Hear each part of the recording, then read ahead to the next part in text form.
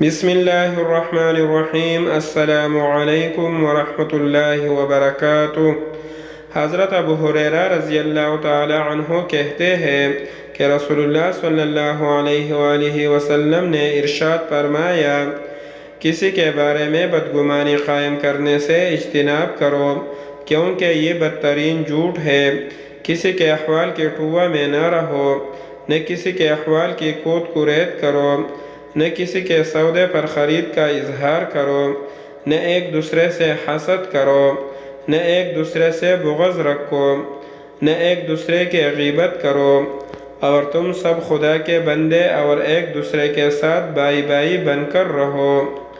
اللہ تعالی ہم سب مسلمانوں کو صراط مستقیم پر چلنے کی توفیق عطا فرمائے، آمین ثم آمین۔